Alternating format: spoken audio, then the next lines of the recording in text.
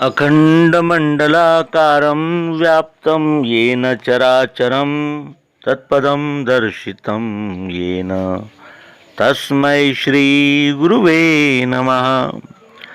अज्ञानान्धस्य लोकस्य ज्ञानाञ्जनशलाकया चक्षुरुन्मीलितं येन तस्मै श्रीगुरुवे नमः। अध्यात्म विश्व विज्ञान यूट्यूब चैनल पर उपस्थित अपने सभी प्रिय मित्र, गुरुजन, जिज्ञासु, मुमुक्षु, सब्सक्राइबर्स, व्यूवर्स और शेयरकर्ता आदि सभी मित्रों का पुनः पुनः हार्दिक अभिनंदन और अभिवादन करते हैं।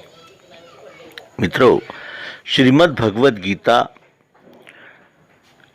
सत्व से कल्याण, सत्व गुण से कल्याण कहती है और सर्वांग योग में भी कहते हैं भगवान श्री मायानंद जी चैतन्य कि इसे लेना श्रद्धा से सात्विकी ही है। सत्व गुण का इतना महत्व है, लेकिन श्री कृष्ण जी भी कहते हैं कि तू गुणातीत हो पार्थ। क्या तात्पर्य है, ये प्रश्न है। तो यदि हम ध्यान से श्री कृष्ण जी की और अर्जुन की वार्ता की ओर देखें तो ये दिखता है कि अर्जुन अपने आप को शरीर ही मान रहा था और भीष्म, द्रोण आदि सब जो है वो शरीर ही देख रहा था। उसे आत्म तत्व की पहचान नहीं थी, जो भगवान श्री कृष्ण जी ने करा दी।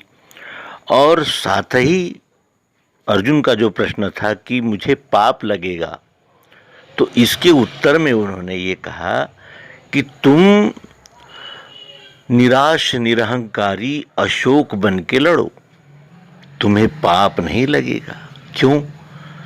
क्योंकि तुम विश्वरूप परमात्मा के अंश हो, क्षत्रिय हो, न्याय रक्षा तुम्हारा कर्तव्य है और न्याय रक्षा करने का प्रसंग है। वर्ण कर्म के द्वारा तुम विश्वरूप परमात्मा की अनन्य भाव से सेवा कर सकते हो, ये मौका है। इसलिए कि तुम विश्वरूप परमात्मा का ही अंश हो, तुम जीवात्मा हो और ऐसे सभी जीवात्माएं मिलकर परमात्मा बना है। सब मिलकर ही तो विश्व बना है और उससे तुम अलग नहीं हो। लेकिन ये कब तुम्हें दिखेगा? तो तुम गुणातीत जब होंगे।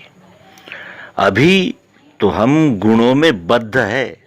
प्रथम तो हमें अपने गुणों के साक्षी होना होगा और फिर धीरे धीरे कई जन्म अभ्यास के बाद फिर गुणातीत, और गुणातीत ही विश्वरूप परमात्मा में लय को प्राप्त कर सकते हैं। क्योंकि भगवान श्री मायानंद जी चैतन्य नर्मदा माँ की आरती में कहते हैं कि ब्रह्मा विष्णु सदा शिव यह गुण सुत तुम्हारे, जो है करता धरता हरता रूप धरे।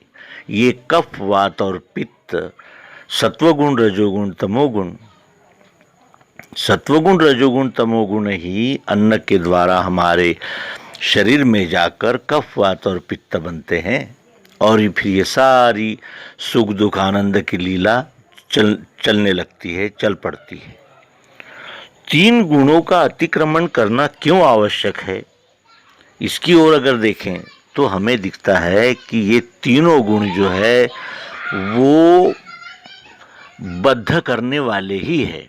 जैसे हम कांटे से, पाँव में यदि हमारे कांटा चुभा हुआ है तो हम एक दूसरे कांटे से उस कांटे को निकाल लेते हैं और दोनों कांटे फेंक देते हैं, कांटे को जेब में नहीं रख लेते। उसी तरह ये कमल पत्रवत हमारा जीवन होना चाहिए। अब तीनों गुणों का अतिक्रमण कैसे हो? तो ये जो तीनों गुणों के विकार है, सुखेच्छा, लोभ और क्रोध, ये तीनों कामना से जागते हैं और कामना रजोगुण का कार्य है। और ये विश्व ही दैनंदिन, यानी यदि हम देखते हैं तो ये सतत लेने देने का, परस्पर सहयोग का सतत कार्य चल रहा है। यानी ये जो विश्व रूप परमात्मा है, ये सतत गतिशील है। क्षर भाव, परमात्मा का क्षर भाव जो है वो सतत गतिशील है। इसीलिए यदि हम काम, क्रोध और लोभ इनसे बचना चाहते हैं तो हमें गुणातीत होना होगा। लेकिन ये इतना सरल नहीं है, क्योंकि गुणों में ही आबद्ध वेद है। ये भी भगवान श्री मायानंद जी कहते हैं कि वेदों ने कल्पना की है, वेदों ने भी कल्पना ही की है ये तीनों गुणों के विषय में। लेकिन तीनों गुणों के जो पार जाते हैं वे फिर आगे में विश्वरूप परमात्मा में लय को प्राप्त करते हैं, क्योंकि गुणों के अतीत होने का तात्पर्य यही है कि उन गुणों के दृष्टा हो जाना। अब साक्षी और दृष्टा, इसमें क्या अंतर है? तो साक्षी ये प्रमाण है, साक्ष्य दे रहा है, और दृष्टा जो प्रत्यक्ष देखने वाला है। जो साक्षी दृष्टा हो जाता है, अध्यात्म विज्ञान को, सर्वांग योग को सतत नित्य स्मरण करते हुए, जागरूक रहता हुआ जब वो अपने जीवन यापन को करता है, अपना कार्यकलाप करता है, तब वो कर्तृत्वाभिमान से रहित और फलेच्छा रहित जीवन जीता है, जो धीरे धीरे गुणातीत पथ की ओर चलने लगते हैं।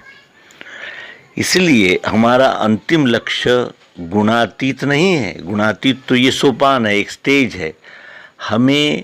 हमारा लक्ष्य है मैं ही संपूर्ण विश्व हूँ, अकंप धारणा बैठे, गया द्वैत समाधि सो। और ये गुण के साक्षी होना, गुणों के दृष्टा होना, गुणातीत होना, ये इस प्रवास का एक पड़ाव है जो बहुना जन्मना मनते ज्ञानवान माम प्रपद्यते वासुदेवः सर्वमिति समात्मा सुदुर्लभः।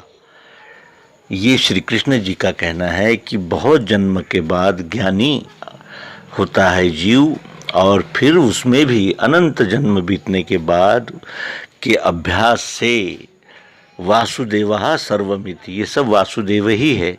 इस भूमिका तक इस जीव को जाना होता है। ये जीव इसीलिए आया है स्वरूप बोध के लिए, और निज रूप लखाने को वेदों में कल्पना किए।